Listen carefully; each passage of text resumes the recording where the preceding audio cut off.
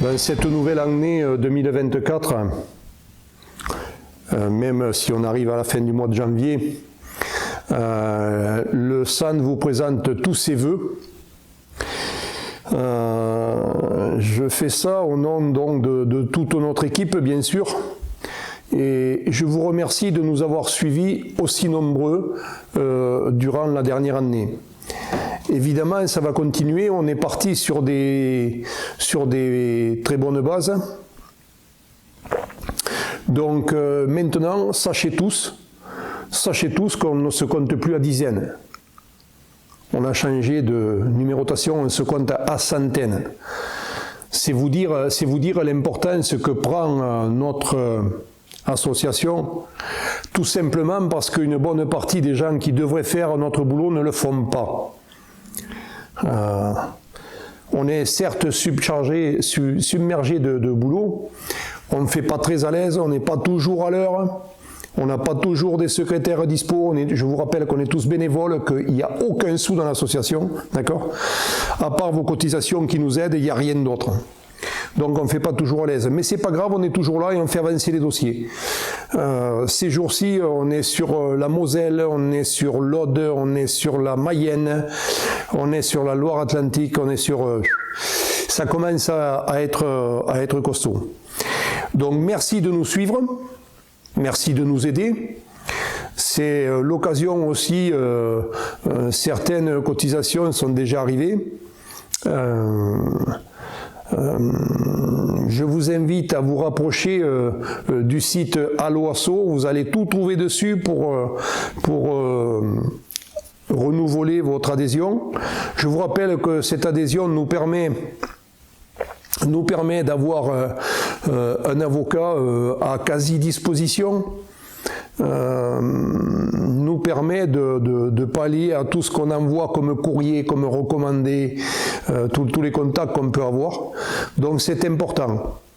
Ça va pas casser votre budget, mais ça va aider beaucoup de personnes. Et dites-vous que demain, vous risquez d'être confronté dans de sérieux problèmes. Je ferai une vidéo un petit peu plus tard, mais je peux vous donner déjà quelques infos. J'ai passé 4 jours sur un barrage et j'étais à l'annonce des mesurettes qu'a dévoilé M. Attal. Bien évidemment, vous avez compris, dans nos exploitations demain matin, c'est 0 pointé. Rien ne va changer. Évidemment, certains expliquent qu'on a gagné, on a obtenu sur le GNR, on a obtenu des simplifications administratives. Tout cela, c'est du vent, messieurs. Est-ce qu'on vous a dit le prix qu'on allait payer le GNR demain? Certainement pas. J'expliquais à Philippe ce matin qu'à un moment, les pêcheurs ont demandé à avoir un prix pour leur carburant. Pas une taxe ou un ceci ou une remise ou un prix. Parce que si demain le GNR il passe à 160 ou 180, on va pouvoir vous rembourser votre TIPP. Le problème est le même, vous êtes d'accord? Bon. Après, vous avez entendu M. Attal qui nous explique qu'il va prendre des mesures drastiques pour l'histoire du loup. Alors certains d'entre nous sont confrontés à ce problème, mais s'ils y sont confrontés, c'est justement parce qu'à un moment, le syndicat majoritaire a laissé faire ce qu'il ne fallait pas faire. Et de deux, il n'y a personne qui a déposé le bilan à cause de l'attaque du loup, au moins que je sache. Donc ça encore, un coup d'épée dans l'eau. J'espère que vous avez mis en mémoire que vous allez recevoir, vous qui êtes dans le bio, des subsides de ces 50 millions d'euros. Si vous les convertissez au nombre d'exploitations, déjà ceux qui y ont droit, parce que évidemment, il va y avoir des mesures qui font que ceux qui ne sont pas complètement en bio, ceux qui ont ça ou ça comme production vont passer à côté. Donc c'est encore un enfumage. M. Attal a parlé aussi de son attachement à l'urgence quant à ce qui est de la PAC. Monsieur Attal, regardez-vous bien. C'est un défaut d'honnêteté de votre part. Les gens qui n'ont pas reçu la PAC aujourd'hui, vous pouvez mettre un caractère d'urgence, c'est à cause de vous, de votre système, du ministère de l'Agriculture, des normes qu'ils ont mis. Point final. Donc, ne dites pas aujourd'hui que vous allez... Non, vous auriez dû être à l'heure, monsieur Attal. Alors très bien, si vous venez de tomber à votre place de Premier ministre, ben, il faut prendre le train en marche, monsieur. Il faut vous adapter, il faut suivre. D'accord ? Après, j'aimerais savoir quelque chose. On ne le saura peut-être jamais, mais dans notre milieu, tout finit par se savoir, tôt ou tard. Pour arriver à faire plier M. Bail de son barrage, je ne sais pas comment vous y êtes pris. Est-ce que c'est une histoire de petits papiers comme on a vu ? J'en sais rien, mais quelque chose s'est passé. En tout état, M. Attal, en tout état, vous êtes venu ce vendredi soir annoncer, enfumer, vous vous êtes débrouillé pour avoir l'avis du leader, comme vous avez dit, ou comme vous avez fait dire à vos médias. Mais moi, je crois qu'il y avait beaucoup plus important que ça. Vous voyez, à quelques kilomètres, il est mort une pauvre femme avec sa petite. C'est une famille qui est décimée. Et là, juste quelques jours après, vous êtes dans le sourire, vous êtes dans l'apéritif avec cette équipe-là. Vous auriez pu, au moins, à minima, vous auriez pu parler un petit peu de cette famille décimée. Car outre le fait qu'elle soit décimée pour quasi rien du tout, ces gens-là n'avaient rien à faire sur le terrain. Et là, ça vous concerne, monsieur. Vous êtes Premier ministre. C'est à vous de faire à maintenir. C'est à votre collègue, monsieur Moretti et compagnie. C'était à eux de prévoir tout ça. Tous ces gens-là qui sont obligés de quitter le territoire, comment ils sont encore chez nous ? Parce que si nous, paysans, demain, on a un contrôle, un truc ou un machin, vous ne nous manquez pas, hein ? Vous êtes d'accord ? Vous êtes d'accord là-dessus ? Vous voyez, moi je vais vous estimer à votre hauteur, monsieur. J'estime que pour un Premier ministre, vous avez ça comme hauteur. D'accord ? Ça. C'est tout. C'est juste cela. À tous mes collègues, je réitère mes vœux. On va se revoir très bientôt. D'autres vidéos vont sortir. À très vite, monsieur Attal. Voilà, c'était juste un mot, mais un mot qui en dit long sur peut-être l'état d'esprit d'un certain nombre de gens.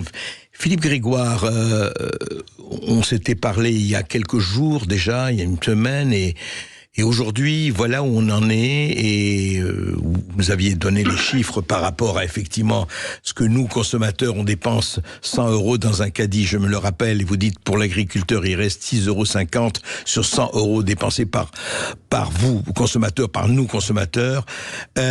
Aujourd'hui, c'est une révolte, sire, ou c'est une révolution ? Bonjour, monsieur Verkoff, merci de m'inviter. Bonjour à Véronique, que je connais bien. Bonjour. On vous écoute. Mes premiers mots vont à la famille de l'Ariège, malheureusement, où il y a eu ce drame. Oui. Et si les politiques avaient fait du travail depuis plusieurs décennies, je pense qu'on n'aurait pas eu besoin de faire des manifestations dans toute la France. Simplement, aujourd'hui, j'ai peur que le mouvement, comme d'habitude, il parte en cacahuète, il nous échappe. C'est-à-dire que le syndicat FNSEA, représentant de l'agroalimentaire, va faire tomber ce mouvement, puisqu'ils sont en cogestion avec l'agroalimentaire et les pouvoirs politiques. Et moi, je pense que ce qui est important, le message à passer aujourd'hui, c'est de regrouper tous les agriculteurs, c'est-à-dire Véronique ici présente, mais l'ensemble des forces syndicales, des autres syndicats, avec les non-syndiqués, pour dire non au gouvernement et non à la FNSEA, de ne pas se faire mener en bateau sur des mesurettes, sur les jachères, ils vont nous tourner sur des débats, des normes. Et Monsieur Berkoff, aujourd'hui, un agriculteur gagne 2 à 3 euros de l'heure. 2 à 3 euros de l'heure. Nos partenaires, au bas mot, facturent à 45 euros de l'heure pour les moins chers. Vos partenaires, c'est qui, pardon, vos partenaires? Vous parlez de qui? Nos partenaires, le moindre mécanicien qui vient dans la cour, le moins cher, il a 45 euros de l'heure. Quand on fait intervenir des entreprises spécialisées, c'est 230 euros de l'heure. Je pense notamment aux avocats ou des gens dans des sociétés de conseil. Hein, et on a droit, nous, à 29 euros par jour. Elle le sait, Véronique, quand on est malade ou en un accident, on a 29 euros par jour de la mutualité sociale agricole. Donc, si on part dans le débat des jachères et des normes, la FNSEA va nous faire glisser sur ce terrain-là et on va sortir du débat que Véronique connaît bien, où on est assommé par l'agroalimentaire et les grandes surfaces. Et si on ne reprend pas notre juste valeur dans la filière, on n'arrivera à rien. C'est-à-dire, en langage clair, le GNR et les normes, allez, vous allez récupérer de 0 à 2-3 000 euros par exploitation par an. Et ce que nous pique l'agroalimentaire, c'est entre 50 et 80 000 euros par exploitation. Et par an. Véronique par an. Véronique le sait bien. Elle est comme moi, elle est productrice de lait. On s'est rencontrés à de nombreuses reprises avec Véronique. On a mené les mêmes combats. Donc elle sait bien, Véronique, où est le problème.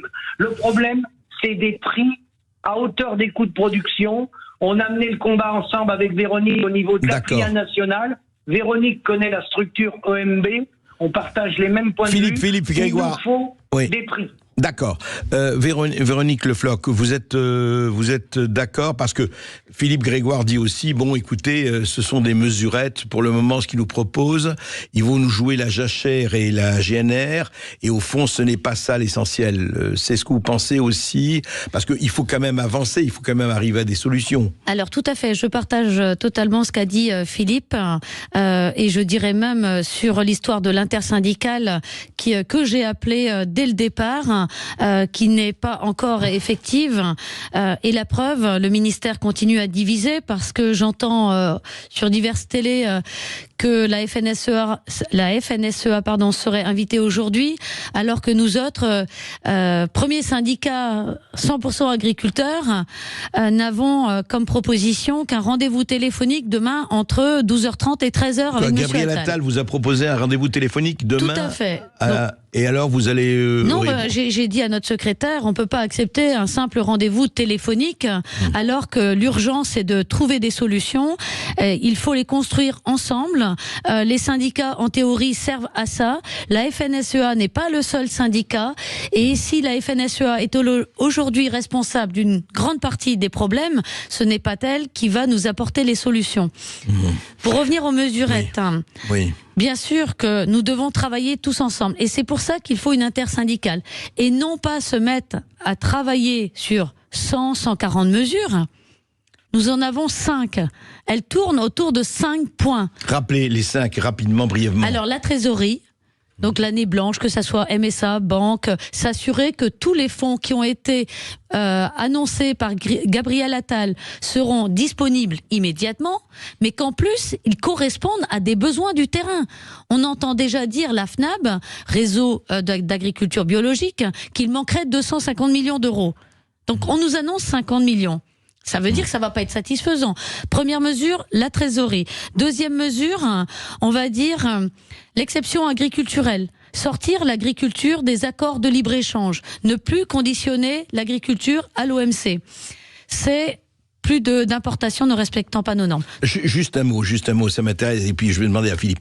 Mais on pourrait vous dire, attendez, le libre-échange, c'est dans les deux sens. C'est-à-dire que si vous supprimez le libre-échange, d'accord, vous n'allez pas recevoir un certain nombre de choses. Je vois que vous voulez parler du poulet ukrainien à l'Islande, en passant par la Nouvelle-Zélande et le Brésil. Mais enfin, vous aussi, agriculteurs, vous pouvez exporter. Alors, Marc Fesneau, le ministre de l'Agriculture, a dit fin de semaine qu'on était bien content d'exporter du cognac, du champagne. Oui, mais si les importateurs de champagne et de cognac veulent du champagne et du cognac, ils vont quand même l'acheter. Donc, les accords de libre-échange aujourd'hui, là où ils sont nocifs, c'est parce que justement, ils font pénétrer en Europe des produits que nous sommes déjà à même de produire, de l'agneau et des produits laitiers, poulet, etc. du poulet, Ouais. au bénéfice de qui ? Au bénéfice de grandes multinationales, les sociétés du CAC 40, les vendeurs de voitures, les Mercedes, toutes ces grosses sociétés. Donc on met à mal l'agriculture française en premier, mais aussi européenne, tout ça pour des grands groupes. Donc l'exception agriculturelle, et je pense que Philippe est d'accord, c'est quelque chose qui doit être annoncé. Et la L'exception France... agriculturelle. Philippe Grégoire, juste un mot là-dessus, vous êtes d'accord ? Si vous voulez, pour prendre l'exemple, vous savez, des Anglais qu'on fait le Brexit, les Anglais, ils achètent des grands vins et du champagne depuis plus de 200 ans, et c'est pas le Brexit ou autre qui vont les empêcher d'acheter des grands vins. Donc, si vous voulez, on a deux leviers, ce qui n'a pas été fait par le gouvernement Macron, mais ni par les précédents. Il avait mis la loi Egalim, qui a été du folklore. Il avait prévu 20% de bio dans les restaurations collectives, ils ne l'ont pas appliqué. Et il avait prévu 50% de local, qui était une bonne idée. Mais à condition de reconnaître le coût de production. Le vrai coût de production. Pas celui qui est donné par la FNSEA et l'interprofession. Parce que le coût de production qui a été donné dans les lois Egalim, par exemple, pour vous prendre l'exemple du lait, c'est le même en lapin ou en cochon ou en mouton. Oui, allez-y. Ils ont donné, aujourd'hui, la FNSEA sur les barrages dit qu'il faut 45 centimes. Alors que le prix pour gagner sa vie, c'est 63. Et on a des gens qui tournent à ce prix-là en France. On a les AOP, le comté, on a des gens à l'île de la Réunion. Pourquoi ? Parce qu'à l'île de la Réunion, Lactalis ou autre, ils peuvent pas les mettre en concurrence, c'est une île. Alors c'est compliqué d'aller là-bas. Donc, c'est quoi ce schéma-là ? C'est le modèle canadien, que Véronique connaît bien, c'est la gestion de l'offre. Le Canada n'est pas un pays fermé, il n'est pas en autarcie, c'est pas un pays communiste. Le Premier ministre Trudeau a décidé, dans les années 80, de mettre en place la gestion de l'offre. Et après, je vous l'accorde, Véronique, elle appelle ça l'exception agriculturelle, ils ont une dose de protectionnisme, c'est-à-dire qu'ils ajustent en fonction de la consommation du pays les importations et les exportations. Mais le protectionnisme, Monsieur Berkov, c'est pas un gros mot. Si on fait pas ça, on va perdre toute notre industrie et toute notre agriculture. On va tous finir en faillite. C'est déjà, d'ailleurs pour l'industrie, il y a déjà pas mal de choses qui ont hélas été faites. On reprend avec vous juste après cette petite pause.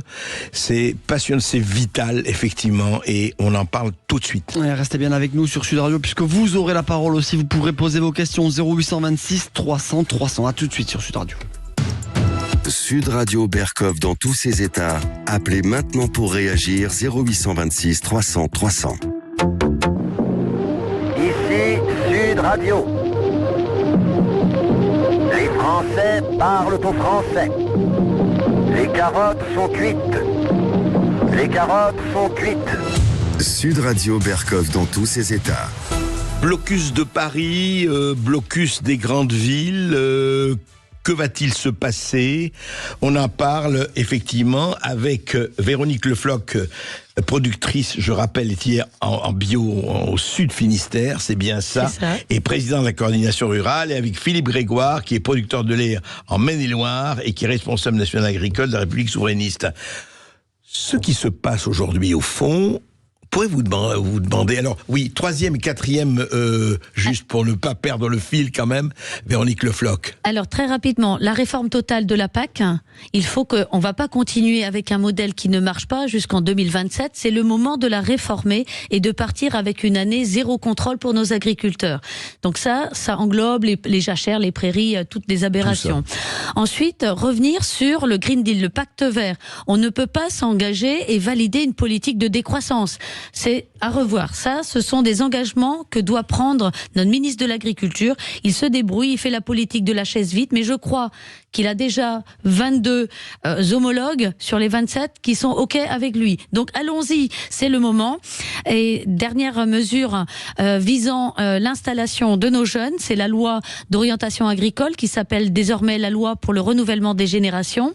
Celle-là doit inclure toutes les modalités, zéro droit de succession, la TVA sociale, ce sont toutes les modalités sociales, fiscales, et là-dedans on inclut le fonctionnement avec l'agro-industrie, et je sais que Philippe et moi, nous sommes à fond là-dessus. Il n'est pas normal que les autres puissent vivre et pas nous. Alors justement, puisque vous parlez de la PAC, vous parlez du Green Deal, etc. Écoutez ce que dit, c'est très intéressant, parce que ce matin, Marc Fesneau, ministre de l'Agriculture, s'est exprimé. Hier, Gabriel Attal, le Premier ministre, s'est exprimé aussi. C'est très rapide et je vais vous poser les questions ensuite.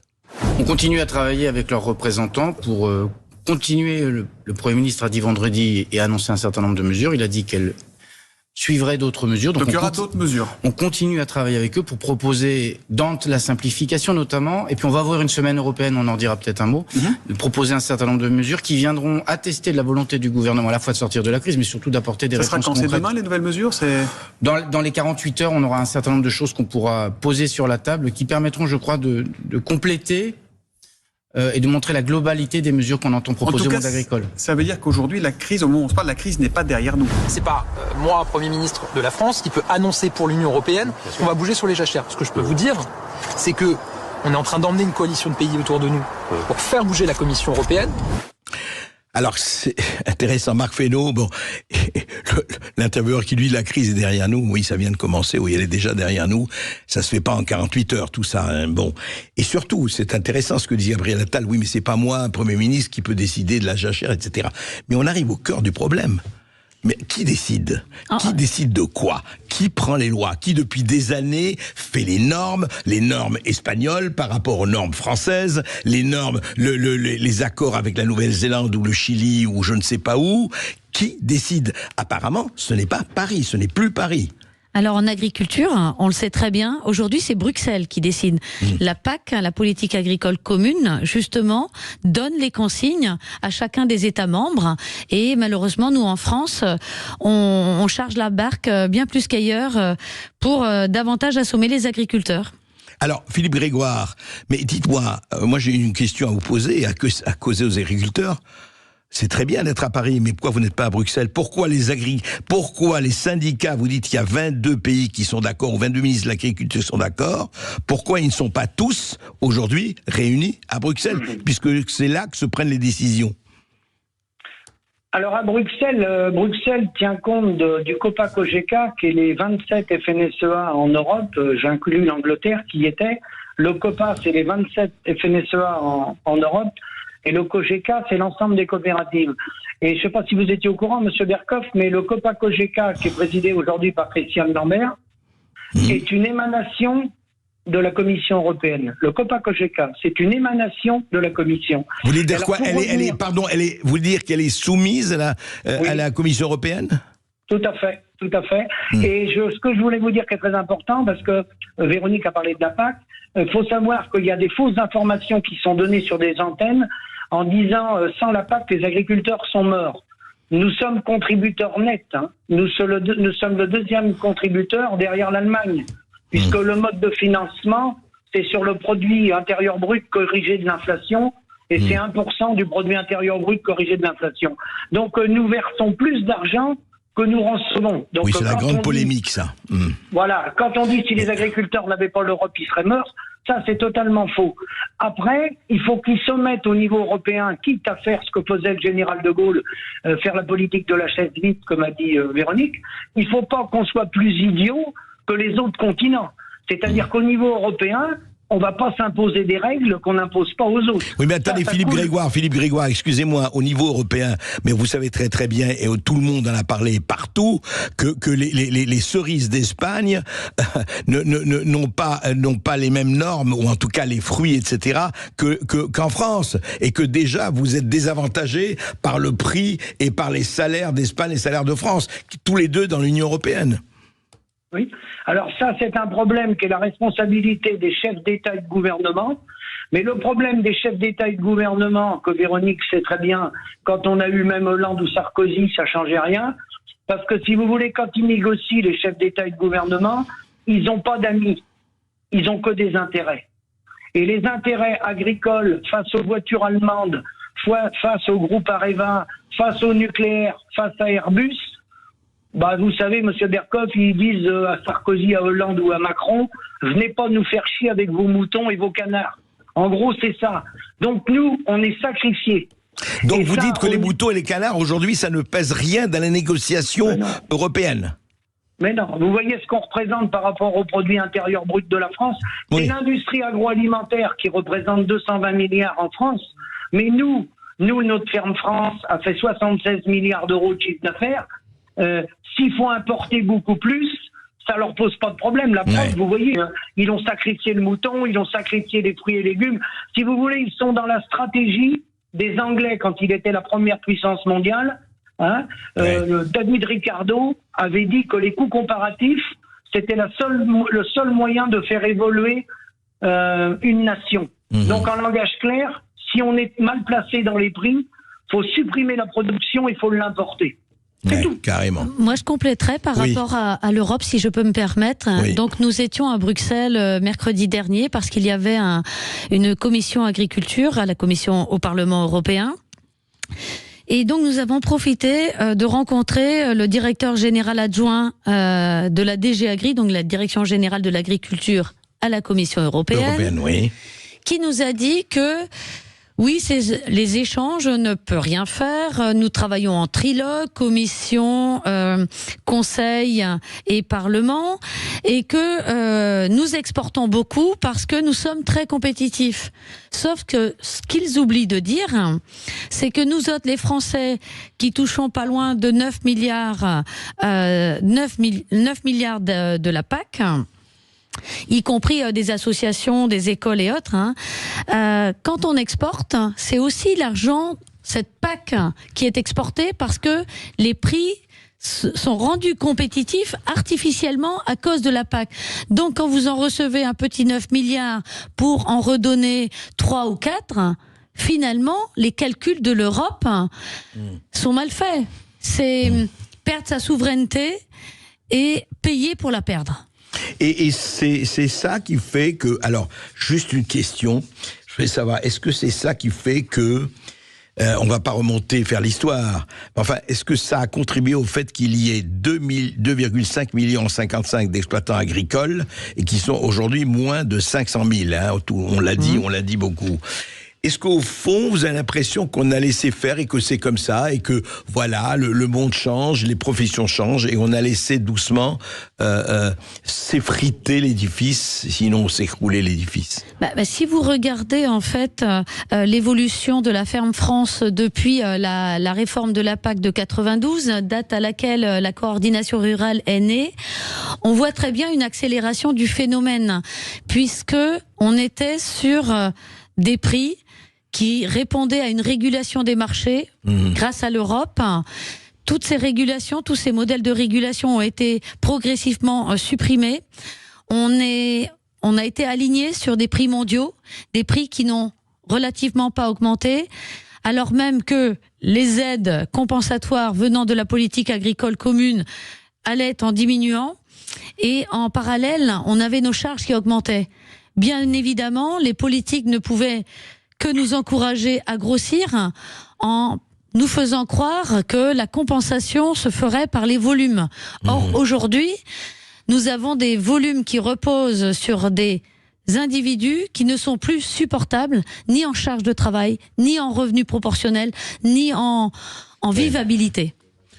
Juste un mot, on va rester ensemble encore quelques minutes et nous allons effectivement parler de ce qu'on peut faire, de ce qu'il faut faire tout de suite. À tout de suite sur Sud Radio. Sud Radio Berkov dans tous ses états, midi 14h. André Berkov. Baron. Ici Sud Radio. Les Français parlent au français. Je n'aime pas la blanquette de veau. Je n'aime pas la blanquette de veau. Sud Radio Berkov dans tous ses états. Alors, Véronique Le Floch, Philippe Grégoire, au fond, c'est la lutte du pot de terre contre le pot de fer, ou des pots de terre contre les pots de fer, et non pas à vous entendre, et quand on voit la situation, mais il dit, attendez, vous battez contre les multinationales, la PAC, enfin la PAC, la politique européenne plutôt, et la Commission européenne, etc. Alors on vous dit, évidemment, on dit, oui, la France, sans agriculteurs, la France n'est plus la France, etc. Très bien. Mais concrètement, est-ce que la manière, c'est de tenir bon, et comment tenir bon ? Alors, je ne dirais pas que c'est le pot de terre contre le pot de fer. Enfin, nous, de toute manière, si. Mais on n'a plus rien à perdre. Et c'est pour ça qu'on monte sur Paris. Et là, je sens que la peur a changé de camp. Parce qu'on n'attend pas 1000 agriculteurs, ou peu importe combien on sera, avec 15 000 policiers. Enfin, on n'est pas des délinquants. C'est des blindés. Oui. Donc, c'est encore une preuve de mépris. Surtout que vous ne cassez pas des vitrines, vous ne pillez pas, vous ne tabassez pas, etc., etc. Comme on a vu certaines émeutes où il y a eu des milliards de déversés et pas tellement de blindés. Et on n'en a pas trop parlé, ou en fait, voilà. Ouais. Donc ça a été réglé comme ça. Là, c'est le pouvoir qu'on vise. Hein. On vise pas les citoyens, on vise pas les Parisiens. Nous, on espère juste un aller-retour, pouvoir rentrer chez nous. Et pour cela, il faut que nos politiques, ceux qui ont le pouvoir, ceux qui peuvent faire quelque chose, ou alors s'ils peuvent rien faire, mais qui nous le disent. Parce qu'on va pas rester à attendre. Nous, on est venus fin de semaine. Moi, je m'en fous. Mais s'il faut rester négocier demain toute la journée, passer des nuits, plusieurs nuits et journées, on reste, mais on rentre chez nous pour dire aux agriculteurs, et que vous, sur vos plateaux, vous le relayez, mais ce n'est pas possible d'avoir affaire à ces personnes-là, et qui, finalement, on se demande si elles ont le pouvoir, mais elles l'ont pas, quoi. C'est une question qu'on peut effectivement se poser. Philippe Grégoire, pot de terre contre pot de fer. Le pot de terre contre le pot de fer. Alors là, moi, je pense que vu la gravité de la situation qu'on répète d'année en année, puisque on peut se revoir dans un mois, vous verrez, malheureusement, ouais. S'ils nous embarquent sur les jachères et les normes, on va rien obtenir concrètement en revenu dans nos exploitations. Il faut, comme a dit Véronique, il faudrait appeler à un regroupement, une intersyndicale avec les gens non syndiqués. Parce que 55% des agriculteurs n'ont pas voté. Donc les syndicats représentent 45% des votants. Il faudrait une intersyndicale contre le syndicat de l'agroalimentaire qu'est la FNSEA, qui risque encore malheureusement de trahir les paysans. Et après, on ne peut rien faire si on ne fait pas appliquer des lois, si on ne fait pas appel aux législateurs. Il y a 4 centrales d'achat, il y a 1,4% des entreprises de l'agroalimentaire, principalement gérées par la FNSEA, qui font 82% du bénéfice de l'agroalimentaire sur les 220 milliards d'euros. 82% des entreprises de l'agroalimentaire sont 1,4%. Et ils ont 85% des emplois. Donc il y a quelques oligopoles. Donc si le ministre, personne ne veut légiférer, on peut rien faire. Et puis après, au niveau des échanges internationaux, au niveau européen, faut fonctionner sur le mode de la coopération avec une dose de protectionnisme qui s'appelle la charte de la Havane.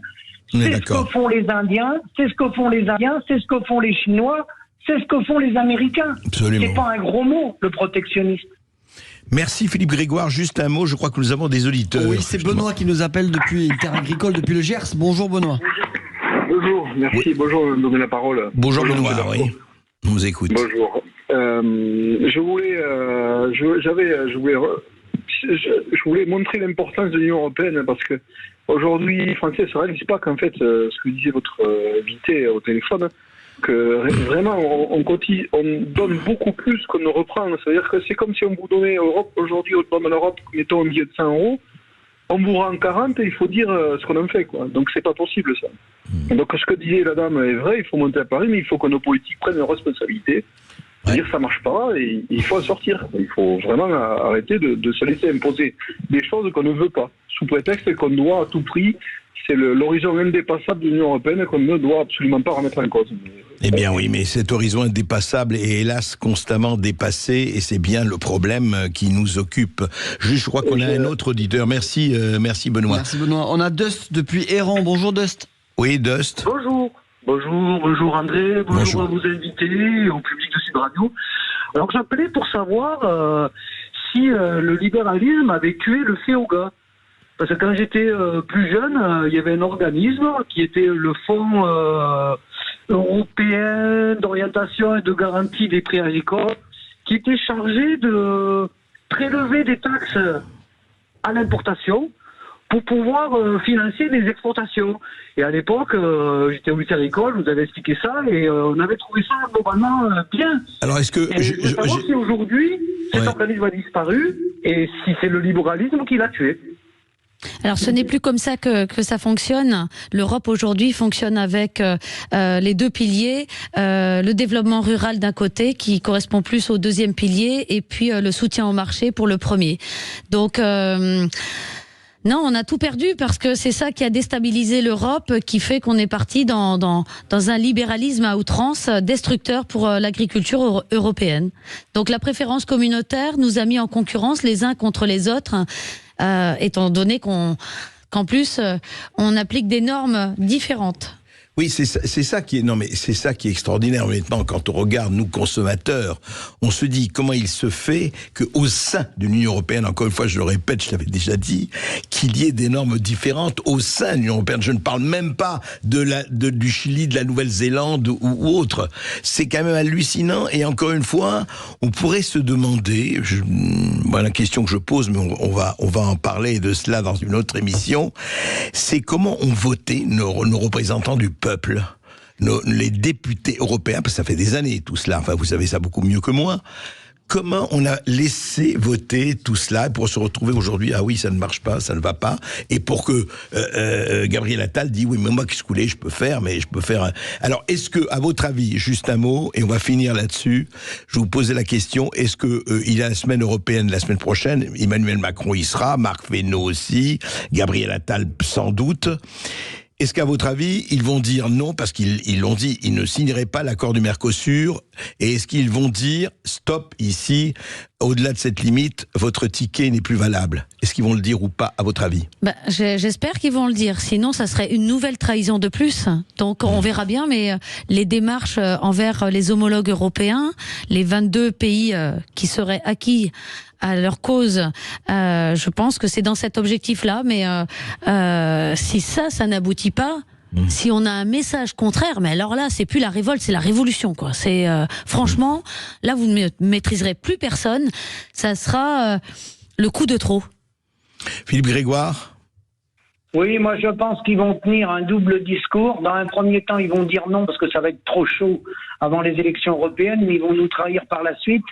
Et moi je voudrais vous dire que ce qui nous manque, c'est des hommes d'État, comme on a eu le général de Gaulle, parce que n'oubliez pas que le chef d'État français, il a un pouvoir. Au niveau de la Banque Centrale Européenne, on est les deuxièmes apporteurs en termes économiques derrière l'Allemagne.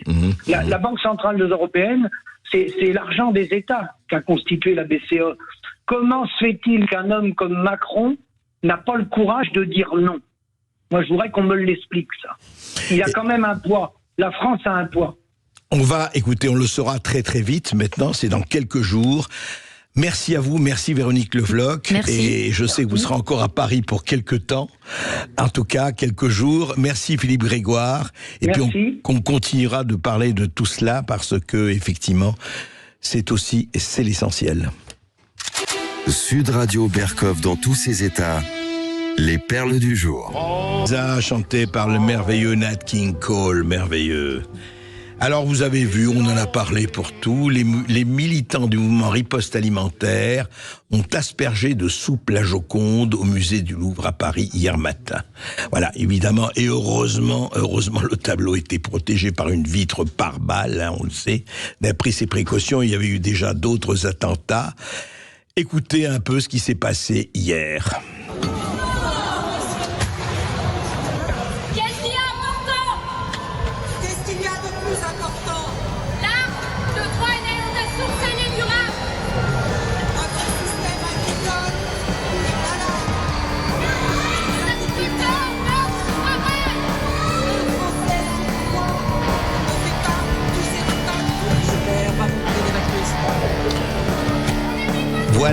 Voilà. Encore une fois, quand même, il y a des moments où on se dit, mais dans quel monde on vit? On a parlé, regardez, avec des gens qui sont sur le terrain, sur la terre, de ce qui se passe avec l'Europe, de ce qui se passe avec les multinationales, de ce qui se passe avec l'agroalimentaire, de ce qui se